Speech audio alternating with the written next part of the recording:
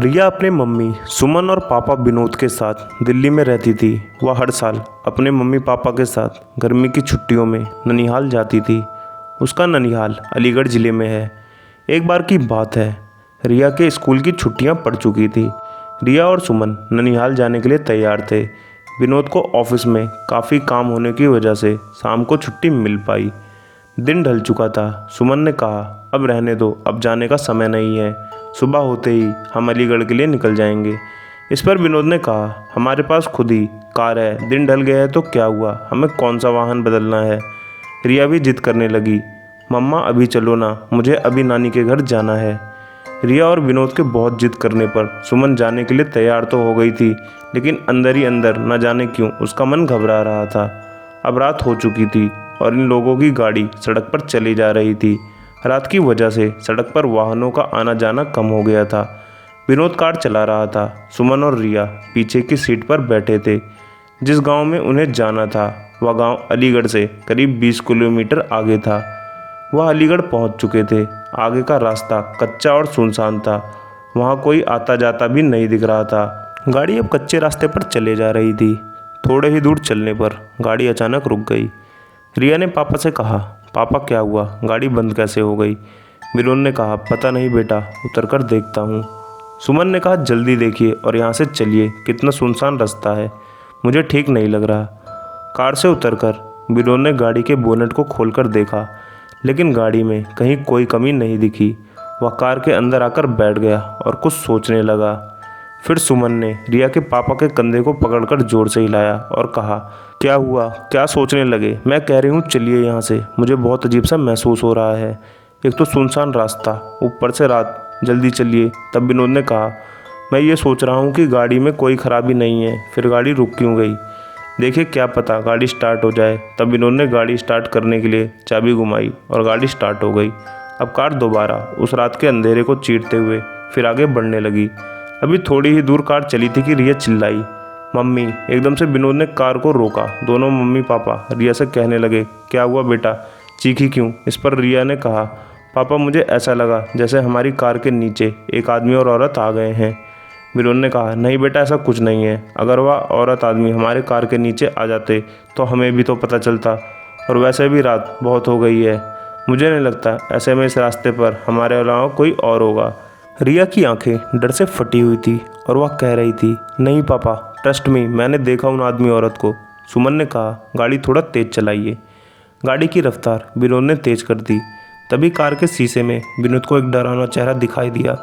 उस डरावने चेहरे को देखते ही विनोद का हाथ स्टीयरिंग से छूटा और गाड़ी का बैलेंस बिगड़ने की वजह से गाड़ी इधर उधर चलने लगी। जैसे तैसे करके विनोद ने अपने आप को और गाड़ी को संभाला।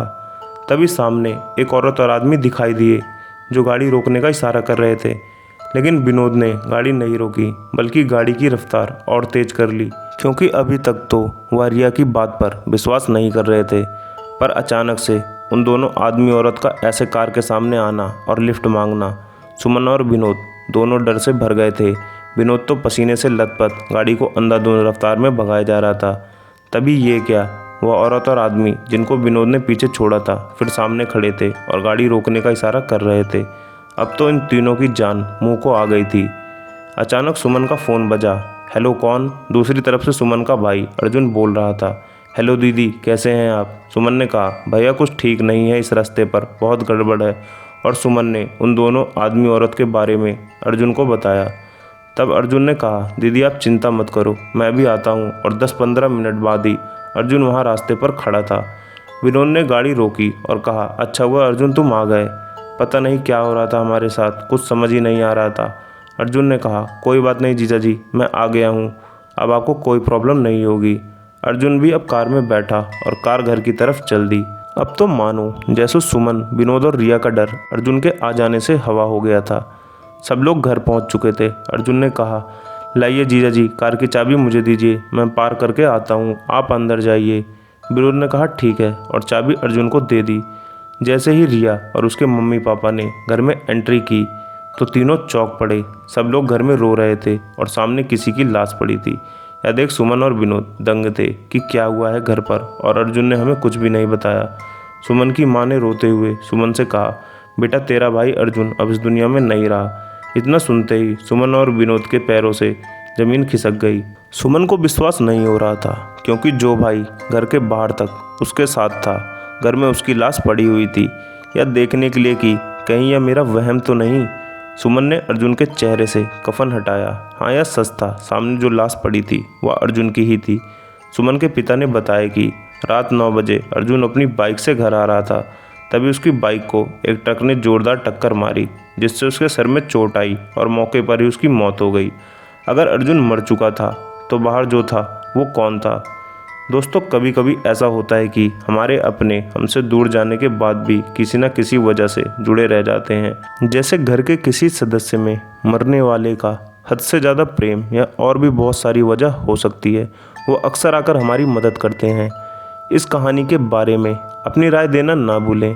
मैं फिर लौटूंगा ऐसी कहानी के साथ। तब तक अपना ख्याल रखें। धन्यवाद।